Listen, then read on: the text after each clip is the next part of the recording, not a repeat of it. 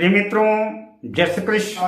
इस खास प्रोग्राम पर, खास कार्यक्रम पर मैं आचार्य डॉक्टर विष्णु कुमार मिश्रा आपका बहुत बहुत स्वागत करता हूं।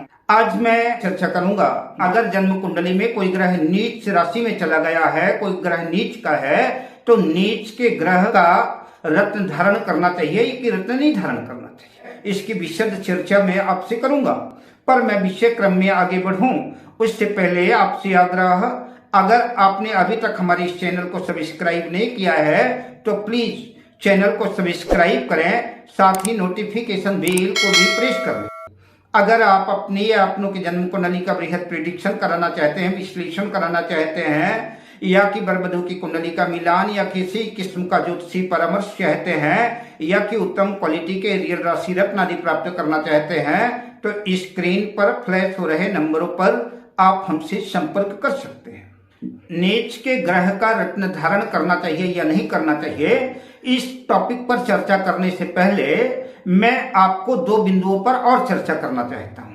पहला ये कि रत्न धारण क्यों किया जाता है, और दूसरा कि नीच के ग्रह से अभिप्राय क्या है, नीच का ग्रह होता क्या है।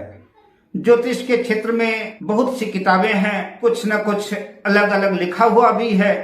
अक्सर मैं जन्म कुंडली में जो छठे, आठवें, 12वें घर में ग्रह स्थित हो जाते हैं, मैं उन ग्रहों का रत्न धारण करने की सलाह नहीं देता। जन्म कुंडली के छठे, 8वें, 12वें भाव के स्वामियों का भी रत्न मैं धारण करने की सलाह नहीं देता। पर बहुत से ज्योतिषी हैं और किताबों में भी लिखा है, वो छठे, 8वें, 12वें ग्रहों के स्वामियों का रत्न भी धारण करा देते हैं। योग कारक ग्रह भी कदाचित जन्म कुंडली के छठे, 8वें, 12वें भाव में चला गया तो भी मैं उनके रत्न को धारण करने की सलाह नहीं देता। अब रत्न धारण क्यों किया जाता है? जब भी कोई ज्योतिर्विद, कोई भी ज्योतिष का विद्वान किसी भी जातक को कोई रत्न धारण करने की सलाह देता है कि तुम इस फला रत्न को धारण करो, तो इसका मतलब है कि जिस रत्न को धारण करने की सलाह ज्योतिषी दे रहा है, उस रत्न का स्वामी जन्म कुंडली में योग कारक है, और योग कारक होकर के वो अपना फल प्रदान नहीं कर रहा है। जो जितना उसको फल देना चाहिए वो समुचित फल प्रदान नहीं कर रहा है, क्योंकि वो जन्म कुंडली में योग कारक तो है पर निर्बल है।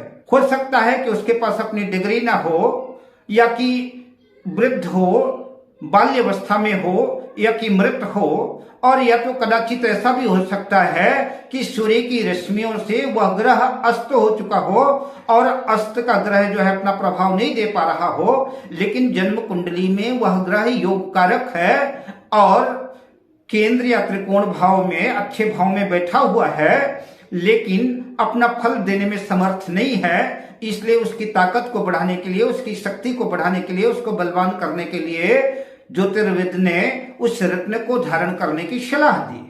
तो रत्न धारण करने का मतलब कि उस ग्रह की ताकत को बढ़ाने से है, उस ग्रह को बलवान करने से है कि रत्न पहन लेंगे तो उस ग्रह में शक्ति आ जाएगी, उस ग्रह में समर्थ आ जाएगी, उस ग्रह में ताकत आ जाएगी और वो अपना फल देने लगेगा।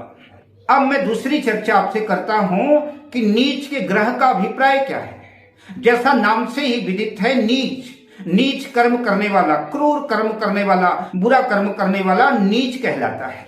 बुरे कर्मों में लीन, लज्जाहीन, जो पतन के मार्ग की तरफ जा रहा है उसे नीच कहते हैं। उसका पतन हो जाए, जिन कदमों को मंदिरों की तरफ जाना चाहिए, जिन कदमों को देवालयों की तरफ जाना चाहिए, मंदिरों की तरफ जाना चाहिए, मठों की तरफ जाना चाहिए, वो कदम मंदिरालय की तरफ जाने लगे, ऐसा साधु बुरी प्रवृत्ति में फंस जाए, बुरी संगति में फंस जाए, बुरे आचरण वाला हो जाए, नीच की संगति में चला जाए तो नीच हो जाएगा। तो ऐसा साधु अगर सुंदर सुंदरी और विषय वासनाओं की वीथियों पर भटकता फिरता नजर आता है तो फिर निश्चित रूप से उसका पतन हो गया, वो नीच कर्म में लग गया, तो ऐसा साधु बंदित से निंदित हो गया। नीच के ग्रह का अभिप्राय निर्बल, कमजोर और असहाय से नहीं है कि नीच का ग्रह है तो कमजोर है, कमजोर से अभिप्राय उसका नहीं है, उसकी निर्बलता से नहीं है। नीच के ग्रह का अभिप्राय है कि अपने वो मूल स्वरूप से भटक गया है। अब अगर ऐसे ग्रह का रत्न धारण किया जाए जो रक्षक था भक्षक बनने लगे, जो सुख का ग्रह है वो दुख देने लगे, जो अपने मूल रूप से, मूल स्वभाव से जो है भटक गया है, जो दुख देने के लिए ही आमदा हो गया है, जो नीच हो गया है, लज्जाहीन हो गया है, दुर्दांत हो गया है, अगर ऐसे ग्रह का रत्न हम धारण करते हैं तो उस रत्न को धारण करने से उस ग्रह की ताकत और बढ़ेगी, और उस ग्रह की ताकत और बढ़ेगी तो और भी कई गुना दुर्दांत हो जाएगा। तो नवग्रहों का राजा सूर्य है, और सूर्य मेष राशि में उच्च का होता है। मेष राशि मतलब मेष राशि का स्वामी मंगल। मंगल को, नवग्रहों में मंगल को सेनापति की उपाधि प्राप्त है। मंगल सेनापति है।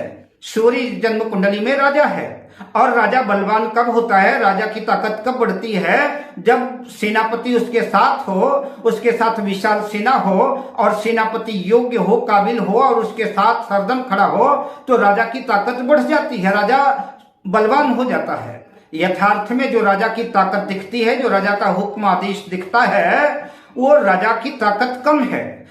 राजा की ताकत के पीछे जो मूल ताकत है वो उसकी विशाल सेना की ताकत है, उसकी सेनापति की ताकत है। इसलिए जो है तो राजा जब अपनी सेनापति पर ध्यान देता है, अपनी सेना पर ध्यान देता है, तो राजा शक्तिशाली होता है, बलवान होता है, और अपने राज्य की, अपनी सीमा की और अपने प्रजा की रक्षा करने में ऐसा राजा समर्थ होता है।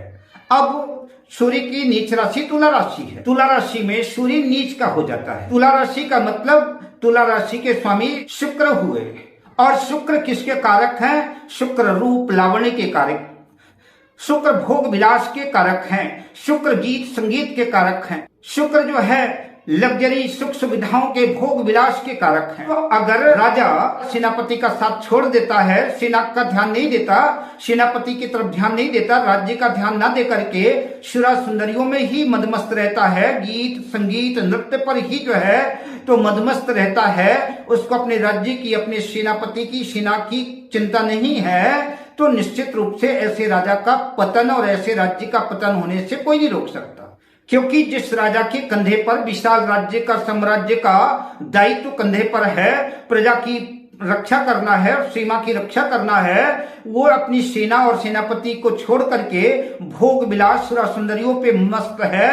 तो अगर ऐसे राजा की जय जयकार करेंगे, ऐसे राजा की बिरदावली बोलेंगे, तो निश्चित रूप से प्रशंसा पाकर के राजा का अहंकार और फूलेगा, और जो है वो और दूषित होगा। तो इसलिए उसकी जय जयकार और बिरदावली बोलने की जरूरत नहीं है, उसके अहंकार का पालन पोषण करने की जरूरत नहीं है। अगर सूर्य नीच का हो गया है, भोग विलास में जो है चला गया है, अपने मूल स्वरूप से, अपने मूल भाव से पतित हो गया है, तो हम अगर ऐसे ग्रह का, नीच के ग्रह का रत्न धारण करते हैं तो निश्चित रूप से शक्तिशाली होगा और दुर्दांत होगा, और हमारे और ज्यादा दुख का कारक बनेगा। इसलिए जन्म कुंडली में नीच के ग्रह का रत्न पहनना कदापि भी उपयुक्त नहीं है, और मैं कतई भी नीच के ग्रह का रत्न धारण करने की सलाह नहीं दूंगा। तो नीच के ग्रह से मुक्ति पाने के बस यही उपाय है कि उसके मंत्रों का जाप किया जाए, उस ग्रह की शांति की जाए, और उस ग्रह से संबंधित वस्तुओं का दान दिया जाए। अब मैं आपसे लेता हूं विदा, शुभकामनाओं के साथ। जय श्री कृष्ण।